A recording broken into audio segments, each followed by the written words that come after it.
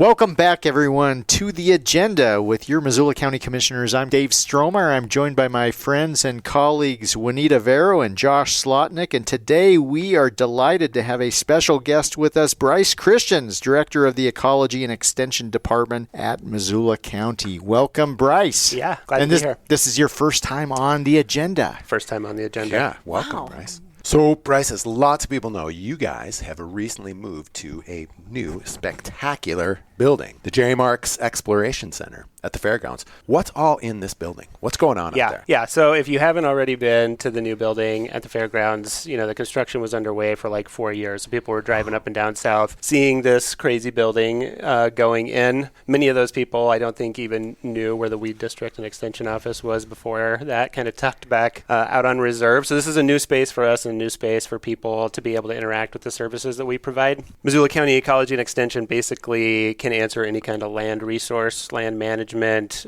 weed mitigation, nutrition education, youth development question that you have. Like if you have a goal for your property or a goal for your home, chances are Extension has a document that can help you out. So if you're interacting with the earth or taking something from the earth or the water and putting it in your body, absolutely, your office can help. And yeah. I love the name, the Office Ecology and Extension. That's new, isn't it? That is new. So we had been Missoula County Weed District. If you're also not familiar, every county in Montana, pretty much every county west of the Mississippi. I heard the city of Missoula was going to steal that name to reflect the plethora of shops. We were going to do like a percentage fee for that to support our programs. No, extension offices are, nationwide. Weed districts are west of the Mississippi River, both focused on providing resources to help land managers meet their goals. But as you just kind of referenced, weed districts can be confused and conflated with some of the other issues that we have in Montana or other states, and didn't necessarily reflect the broad scope of work that we were doing around water quality or comprehensive plant community management. And so it seemed more natural for us to make a step to be called Ecology rather than the Weed District. But we can take them out into the Rocky Mountain Gardens, which is a 2.5 acre demonstration garden that we're establishing in kind of the backyard of this building. Was Slotnick out there with his tractor? Yeah, he was indeed. I will be. Was he invited or did he just show up with his tractor? Just good showed. question. What's been amazing about that garden, the Rocky Mountain Gardens are a 2.5 acre demonstration garden associated with the GW Marks Exploration Center that has over 24 different types of gardens, from veggie gardens, pollinator lawns, native plants, crevice gardens, berry gardens, stone fruit, forest garden. Wow. Low maintenance garden. We have a green roof demonstration, a bioswale demonstration, all of those things through the lens of water conservation and pollinator conservation in western Montana. So really trying to help people do what they want to do on their property, but making sure that they understand the limitations from our climate, from our water, so they're successful in what they want to do. Awesome. Outstanding. Pretty much anything that you want to do in your backyard, if you had 10 acres, whatever you have for property, even on a patio, there are opportunities to get your hands dirty and figure out how to do that on your property. And one of the really cool things about that is that we've had engagement from the nursery and landscape and farming community in and around Missoula to have for each of those spaces either a donor that's focused on install or design or providing materials.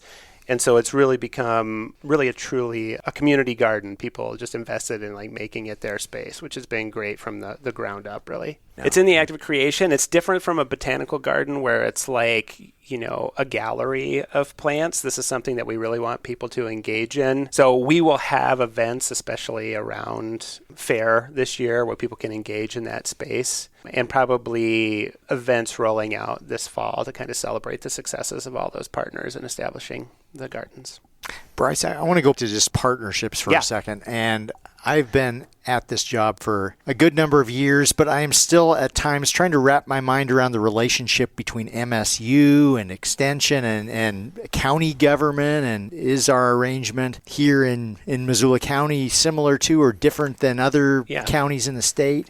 Yeah, so state extension across the country really has kind of two focus areas. They have specialists that are typically on the land-grant university campus that can answer, livestock questions, wildlife questions, plant management questions. So they're there to provide a resource to the rest of extension staff, but also help communities in the states that they reside. The other arm of extension is to really have a county agent in every county. And some of them are focused on nutrition and family consumer science, estate planning, helping individual families figure out answers to some questions around there. There are agricultural agents that help answer the questions that you were referring to, Josh, of what's happening in my soil, what crop should I grow, how can I get a better return on what I'm doing, all the way back to why is it important that I electrify my farm? There's some amazing documents that I found in our move into this building of extension documents from the 30s and 40s of why it's important to send my kids to public school, why is it's important to have good posture.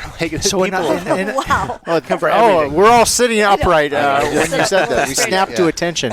So in other counties, are extension agents weaved into county government or completely separate? Or typically there is an extension office. Sometimes they're housed within other departments in those counties. Some of our neighbors have one individual that represents all of the weed district and all of the extension. Sometimes they're with Public Works. I think we're particularly fortunate in Missoula County because we have the population base to support a larger spectrum of agents. So we have a 4-H agent, Campbell Barrett, here in Missoula County, whose sole purpose is youth development and leadership through the 4-H program. We have a horticulture agent that's focused on answering any kind of question you have from, market gardening to large cash crop type programs all the way to backyard gardening issues. We will have a livestock agent coming on to help people with, small acreage livestock questions all the way to supporting larger producers within the county. And then we have a family consumer science agent as well, who's able to focus on nutrition education and caregiver support, all sorts of things. Wow. In that building, there's a pretty incredible teaching kitchen. I'd say the nicest one I've ever seen. The way the cameras are set up. Oh, better than the library? It's pretty nice. Yeah. It's pretty nice. It's pretty nice. I'd put our demonstration kitchen up against it has anybody's demonstration. where the cameras are, so you could see the hands of the person teaching is kind of special. Yeah. So one of the things that really made ours cool, and I'm a little intimidated by it to be honest, but the set designer from Friends.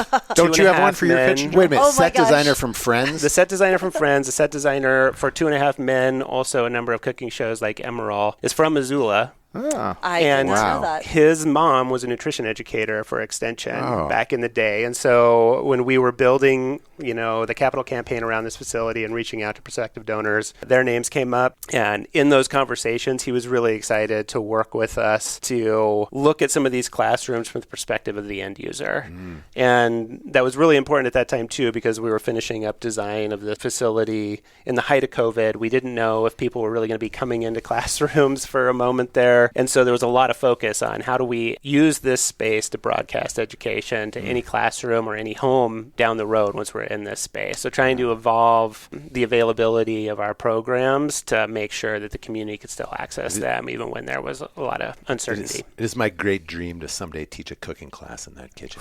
Just We'll letting you know, Bryce. Someday. We'll sign you up. Someday. What would you teach? I was just thinking of maybe something in the fall about winter squash. That'd be awesome. Yeah, we'll do a whole bunch of a taste testing and different cooking methods. Yeah. If a person could only grow one big thing in their garden, I know saying this, most people are like, what the hell are you talking about? That's crazy. Who cares about winter squash? That's why you need to go to this class. Exactly. So I got to ask you a real question. A real question. A real question. We've been talking about plant communities. There are a lot of small acreage landholders in Missoula County that have animals.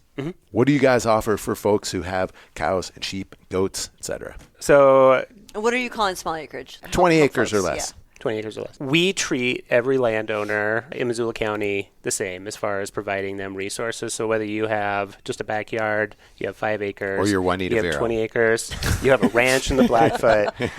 If you have questions about how your animals are impacting your plant community or animal health questions, we might not have all of the answers right away, but we have access to put you in touch with the people that would have the answers to those questions. So we're really excited to find the answers with you. The interesting thing that I've seen in like what we call small acreage landowners in western Montana is that it is a pretty proud moment for a lot of new landowners in western Montana to have that acreage, whether it's 5 acres or 10 acres or 20 acres. And a lot of times it's the first time that they've managed land or come into like any kind of space where they're responsible for the healthy management of land. They're really excited about that and they're really intimidated about it. And one of the things that we really like to do is just initiate that conversation with a site visit to walk their property with them. That's so great. Answer the questions they have from, water, weeds, desirable plants, what's possible on your property. I'm kind of a little bit of an org structure nerd, and usually the question that they ask when they're initiating that conversation is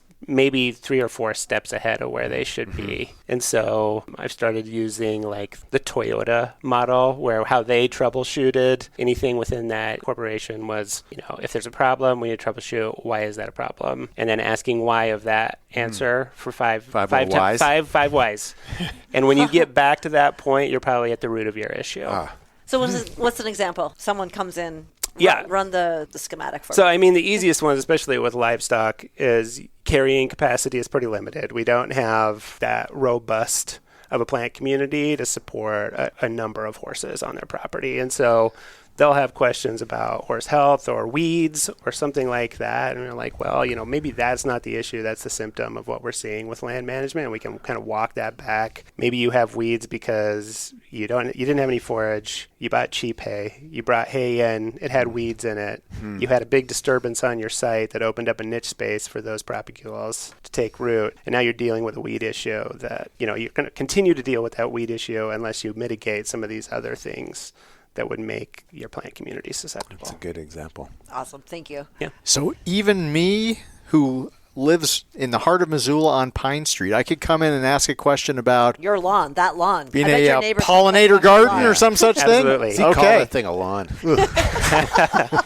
One of the really exciting things that we're starting to build a program around, and we'll actually have a 2-day symposium starting this week on pollinator research and pollinator conservation around the state of Montana in the hopes of it creating Montana's pollinator network. A lot of research has shown that we have a huge missed conservation opportunity for pollinators in urban areas. And urban and suburban development is the fastest growing ecosystem on the planet. Most pollinators are central nest foragers, so they have a space and they can only forage out a certain distance from that location. And so as we start to see increasing development, we're seeing, like any kind of wildlife connectivity, we're starting to see these disjunct patches. What's the distance? Depends on the species. Bumblebees would maybe be like up to a mile. Oh, okay. So a little. But I had no more concept. than a few feet. Yeah, though. exactly. More than a few feet, but some of the smaller bees like sweat bees or mason bees, they would have even a smaller, footprint from where Interesting. they can forage. So planting pollinator habitat within suburban urban areas, not only to create pollinator pathways between some of this disjunct patches of habitat that we have, but also just for pollination within our urban centers. This is a silly question, but are cars a problem when I see like a boulevard full of flowers? I'm like, oh, look at these fantastic flowers, but they're right next to the road, and I'm like, is everything getting carbon monoxide loving tulips? Well, I wasn't thinking of that. You're thinking of the pollinators? The things in the grill. Oh. And is that even Are they taking out insects? Is that even something to be concerned about? So can you have deer whistles but really small for the bees? Has there been some Darwinian kind of thing going on where cars are selecting for bees that respond to cars and get out of the way? So there has definitely been research that has occurred. Not a crazy question. To understand if roadside pollinator mixes are essentially habitat sinks where you're attracting pollinators to their death. There is a lot of research on that, and I don't think I'm the expert to answer that question. Mary Rose Coleman, who is our habitat coordinator that's focused on pollinator conservation, definitely would be. And a question for you. Yeah. We've been talking a lot about terrestrial things. Missoula County is the home to the only aquatic invasive species district in the state. It's something I know that you personally put a lot of effort towards, and it's been really successful and touted statewide for its effectiveness and its busyness. Yeah. Do you speak to that? So yes, we have the state's only aquatic invasive species district. It was kind of in the hopes of being able to develop an all-taxa invasive species district where we could focus our efforts on multiple things. The weed district is really tied to the county noxious weed act. When you say all taxa, people are thinking, I am taxed to death. Yeah, do anymore. Good catch, Slotnick good catch. pivots I to the know. tax subject. I'm not going there. I just Jeez. want you to explain what that A means. taxa. Yeah. Well, this is Yeah. not, we're people listening, but they're taxing us again. all Yeah, now we're getting taxation. taxed on our weeds. So not taxes, but more taxidermy. Oh, Okay, So what does it mean when you say all taxa? What are you talking about? Yeah, so weed districts in Montana are really focused and built around the Montana County Noxious Weed Act, which is focused on terrestrial and aquatic plant species. But the authority does not extend to other invasive species. If you're thinking of Crows and white-tailed deer. potentially Murder hornets. white-tailed deer, feral hogs. Oh, Feral yes. Zebra quagga Elected mussels. officials. Some fish species. Koi would be another example. A lot of things that Do we people have a koi introduce as issue pets. in Missoula County? I don't think there's a koi issue necessarily, but koi can definitely survive in our rivers. I didn't know that. Wow. Nutria would be another example of another taxa species, which we did have. So taxa meaning species. Taxonomy species. Okay. Yes. So the Aquatic Invasive Species District was developed in the hopes of being able to create a more robust partnership with Montana Fish, Wildlife, and Parks, who has authority over the management of all aquatic species. We were able to provide more of a boots on the ground component to their statewide program. Each of these invasive species programs only have so many people, and we really have to rely on partnerships at all levels, federal, tribal, county, state, and some NGOs to really be successful in the work that we're doing. And so the Aquatic Invasive Species District was a really good example of how we could step up and provide direct management for the Clearwater Watercraft Inspection Station, which is now open. So if you're on a boat or you have a boat, you have a stand-up paddleboard, whatever, you're going to the Blackfoot by the Big Cow, you have to pull over and talk to our friendly inspectors, and they can provide you a ton of information about where to go fishing, as well as check your equipment to make sure that it doesn't have a mussel or anything on it. Has that station in recent, I don't know about this year, but in recent memory actually headed off at the pass any aquatic invasives? Some So- milfoil, right? Yeah, there are a number of plant species that are stopped at that. Last year, there was one mussel-fowl boat out of the, I think, 76 that were caught statewide. This year, I think there have been 8 mussel boats stopped so far. We have not had any of those At our Highway space 200? yet. Not at our space yet. Oh. That was statewide. Okay. So for folks out there who are listening who might not be familiar with any of this, why are these little mussel things a big deal? Oh, we're going to get into some nerd talk now. So these particular mussels have what's called byssal threads. So most mussels are they can't attach to a substrate. Like the side of a boat. Can't attach to the side of a boat, can't attach to the interworkings of a hydro dam, can't connect to pipes for water, for wells, can't impact infrastructure in the same way that these with byssal threads, see where because this is these going. sticky byssal It's not threads good. Yeah. stick to the inside of those things, and then they start to build significant mussel beds. That means they live on top of each other. They live up on inside top a of each dam. other and start to close things off or prevent turbines from being able to spin. Wow. What is living on top of each other with that Like coagulation? barnacles? Like what does that It give essentially them? would look like barnacles, yeah. But they're shells, so as they die as well, they're creating, on shorelines, basically broken glass all along. So for recreation, it's a big impact because a nice beach or even a rocky beach quickly becomes unwalkable and unusable. They're extreme filter feeders, and what you tend to see in some of these water bodies is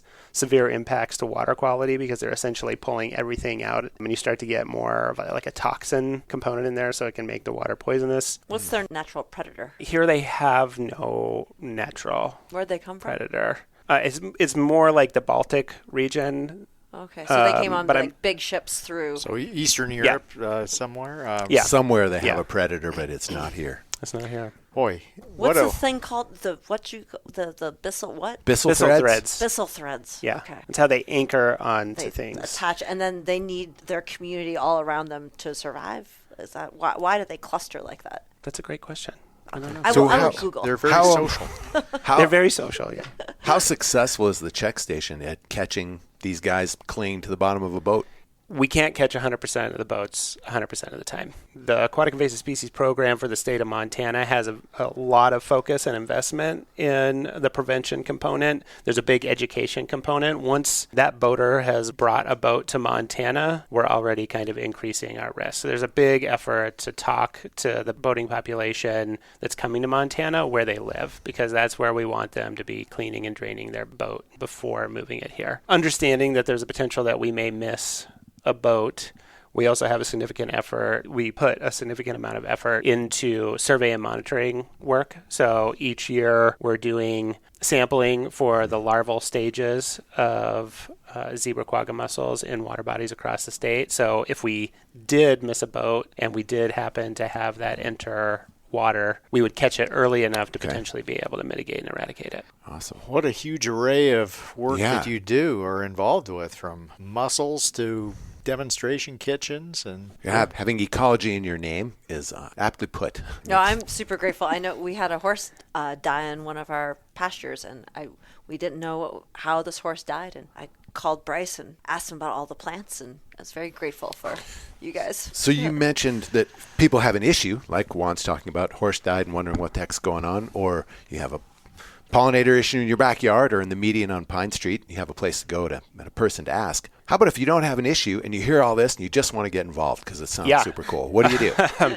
So we provide a lot of answers for people who have a question, but we also take it up like it's a major priority of us to be a community hub to provide this information and make these things interesting and make it an exciting place to learn. So we have a number of programs in that demonstration kitchen that are really focused around increasing people's confidence in using their kitchen. Anything from having a class on how to sharpen your knives and what knives you should use for what thing, how to cook with spices and what spices make sense, what you're cooking, how to cook seasonally. People get excited about getting a CSA, but then maybe they're getting the same thing at a certain part of the year for a couple weeks, and they're like, oh, what should I do? So, trying to teach people how to use ingredients that are available, teaching people how to cook off of a recipe. So Kelly, our main nutrition educator, really coined that, like, confidence in the kitchen is like what our goal is. The gardens are the same thing, like gardening doesn't have to be intimidating, cooking doesn't have to be intimidating. These are things that you can do with your family. So focusing on programming where you can bring your kids and cook with your kids or garden with your kids, or you can garden or cook with your grandkids is something that I'm really excited about building that portfolio programs. I also just have a lot of really cool native plant and insect nerds on my staff. That's you're one of them, I believe. Looking at your arm. We're looking at the tattoos. We are really excited to talk to experts, in our community and share their knowledge with people that are just moving here or people that are just interested in learning about mushrooms. We had a big mushroom presentation last week. We also had a big presentation on bone-in meat cuts in collaboration with the Blackfoot Cattle Women. Dave could sign up for some of these. Dave could teach a class on cooking with game. Yeah. He's really good at that. Well, I don't know about that. The pictures are pretty awesome. We had a Shank Fest. We did Shank Fest. It was the awesome. product is fantastic. It was awesome.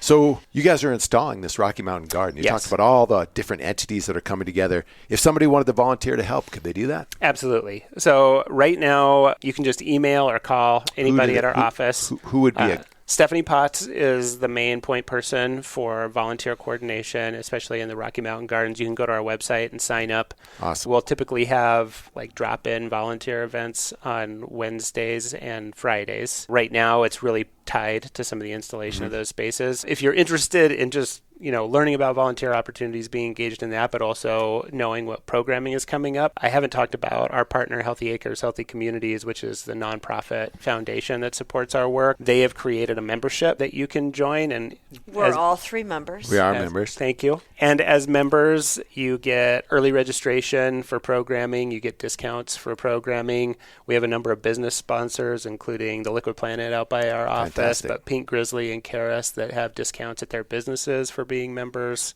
So lots of ways to get involved and stay engaged, but I would say the membership is the easiest way to stay informed. I will be volunteering on Friday. Yes. Excited Thank for you. it. Thank you very much. So before we close, Bryce, this is our classic last question. Could you share with us a nugget of wisdom from culture that you've picked up anywhere in the recent past? Could be a book, movie, podcast, song, conversation at the bar, anything that's gotten to your head in the recent past where you thought, well, that's really worth holding on to. I had a narrower prompt than that whole thing. I could have really gotten somewhere with that. I had 2 books that I wanted to mention, the Fantastic. 2 recent books. One is A History of Mosquitoes. I didn't mention that. Ooh, that sounds super Lolo cool. Mosquito District is also Yeah. housed within Ecology and Extension. Someone It's very tiny mentioned font that in this here. book. It was me. Oh, okay.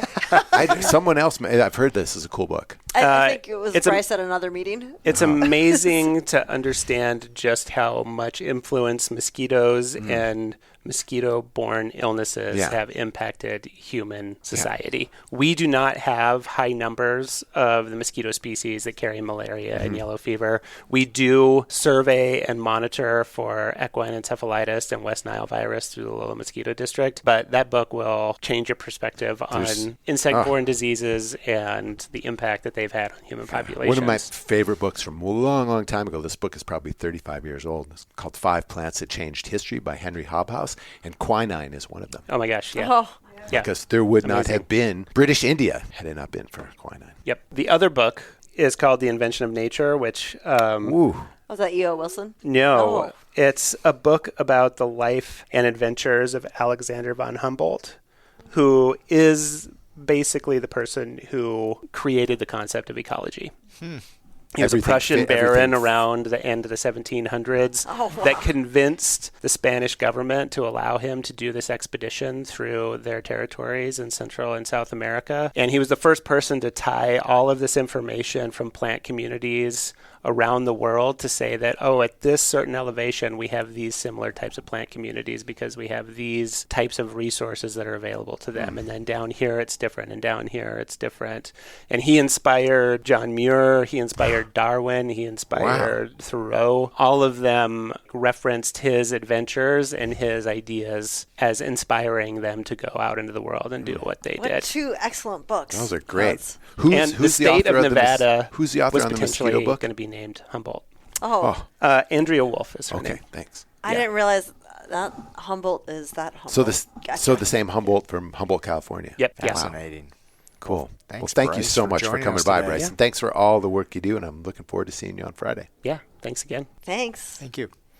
Thanks for listening to The Agenda. If you enjoy these conversations, it would mean a lot if you'd rate and review the show on whichever podcast app you use. And if you know a friend who would like to keep up with what's happening in local government, be sure to recommend this podcast to them. The Agenda with the Missoula County Commissioners is made possible with support from Missoula Community Access Television, better known as MCAT, and our staff in the Missoula County Communications Division. If you have a question or a topic you'd like us to discuss on a future episode, email it to communications@missoulacounty.us. To find out other ways to stay up to date with what's happening in Missoula County, go to missoula.co/county updates. Thanks for listening.